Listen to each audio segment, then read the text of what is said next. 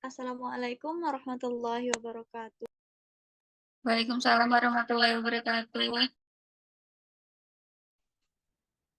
Yang saya hormati Bapak Dr. Novi Eko Prasetyo MPD selaku dosen pengampu mata kuliah Ekonomi Indonesia serta teman-teman seperjuangan yang saya banggakan.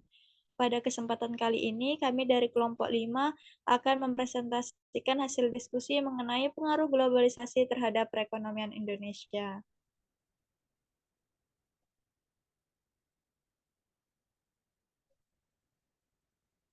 Yang mana kelompok kami terdiri dari 3 anggota.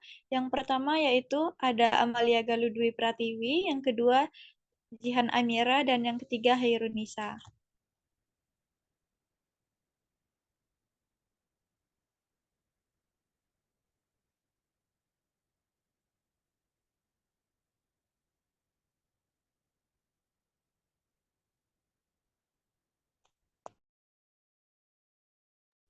Langsung saja kita masuk kepada materi yang pertama, yaitu tentang pengertian globalisasi ekonomi. Secara sederhana, globalisasi ekonomi dapat diartikan sebagai suatu proses di mana semakin banyak negara yang terlibat dalam kegiatan ekonomi di dunia. Globalisasi ekonomi adalah peningkatan integrasi ekonomi dan saling ketergantungan ekonomi nasional, regional, dan juga lokal di seluruh dunia melalui intensifikasi pergerakan barang, jasa, teknologi, dan juga model lintas batas. Nah, pada sisi lain, juga dijelaskan bahwa globalisasi ekonomi terjadi membuka ruang terjadinya krisis ekonomi yang dapat merembet ke negara-negara lain.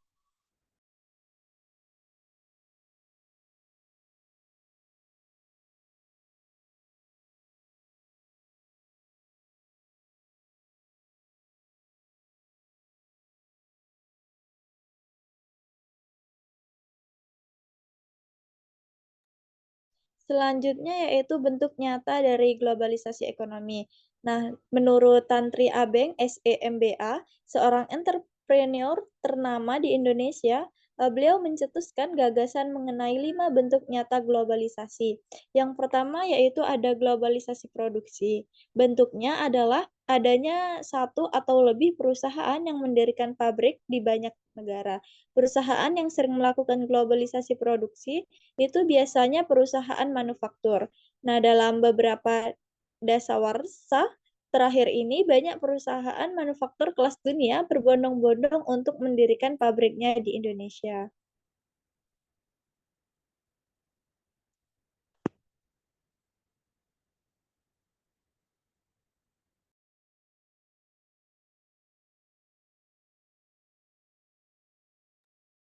Bukti nyata yang kedua yaitu globalisasi pembiayaan.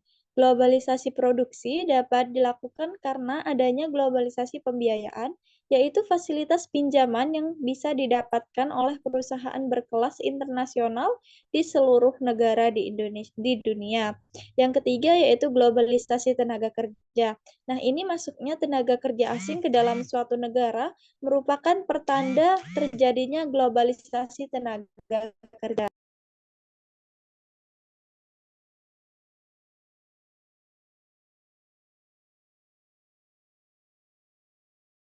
Yang keempat yaitu globalisasi jaringan informasi, yang mana fenomena border world tampak nyata pada globalisasi jaringan informasi. Masyarakat dimanapun saat ini dapat secara cepat mengakses dan mudah eh, informasi di seluruh dunia, yang mana pada akhirnya majunya teknologi inilah yang dimanfaatkan oleh perusahaan global untuk memasarkan produknya ke seluruh dunia. Yang kelima yaitu globalisasi perdagangan, yang mana globalisasi perdagangan ini diwujudkan dengan adanya tarif yang seragam, bahkan tak jarang negara-negara di dunia menurunkan tarif ekspor dan impor. Untuk materi selanjutnya akan disampaikan oleh rekan saya Hairunisa. Kepada Hairunisa saya persilahkan. Baik, saya akan melanjutkan memaparkan materi. Selanjutnya yaitu ada ciri-ciri terjadinya globalisasi ekonomi. Yang pertama yaitu ciri-cirinya meningkatnya perdagangan internasional. Yang kedua, pertumbuhan perusahaan multinasional,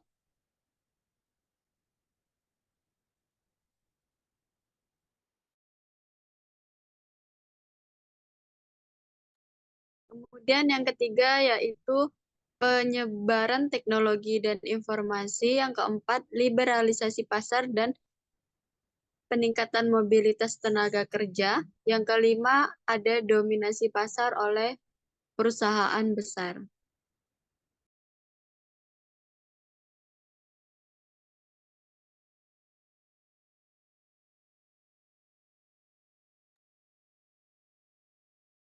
Selanjutnya ada dampak positif globalisasi ekonomi. Dampak positif dari globalisasi ekonomi yaitu yang pertama semakin terbukanya pasar untuk produk-produk ekspor. Yang kedua semakin mudah untuk mengakses modal investasi dari luar negeri. Yang ketiga semakin mudah untuk memperoleh barang-barang yang dibutuhkan masyarakat yang belum bisa diproduksi oleh Indonesia. Yang keempat yaitu semakin meningkatnya kegiatan pariwisata.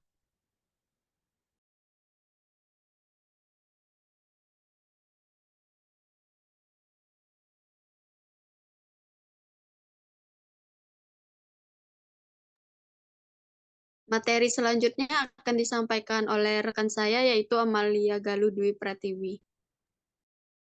Baik, di sini saya akan melanjutkan materi terkait dampak negatif yang timbul dari globalisasi ekonomi.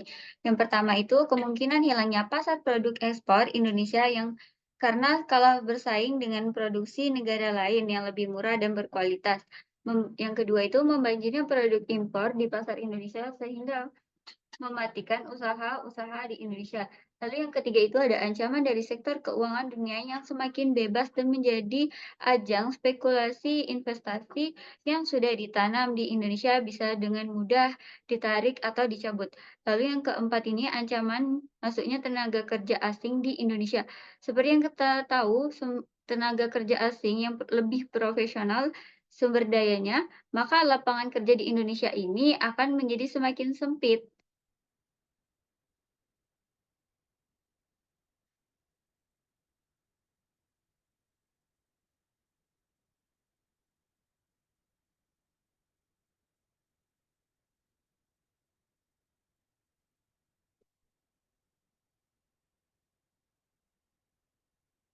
Selanjutnya ada pengaruh globalisasi ekonomi terhadap perekonomian Indonesia. Di Indonesia terdapat 4 macam sektor yang terdampak langsung oleh globalisasi ekonomi. Keempat sektor tersebut adalah tenaga kerja, investasi, ekspor, dan impor. Selain 4 sektor di atas, fenomena globalisasi ternyata juga mampu membuat perubahan pada perilaku para pelaku ekonomi terhadap proses produksi. Nah, pengaruh positif globalisasi ekonomi ini adalah meningkatnya frekuensi investasi dan perdagangan, juga makin kompetitifnya industri di tingkat nasional.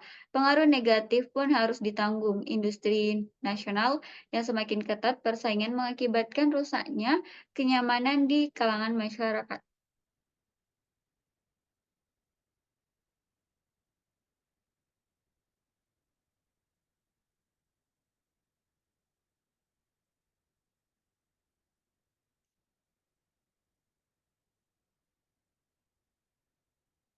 Baiklah, itu tadi penjelasan terkait pengaruh globalisasi di ekonomi Indonesia. Nah, adapun kesimpulannya yaitu, secara sederhana, globalisasi ekonomi dapat diartikan sebagai suatu proses di mana semakin banyak negara yang terlibat dalam kegiatan ekonomi di dunia.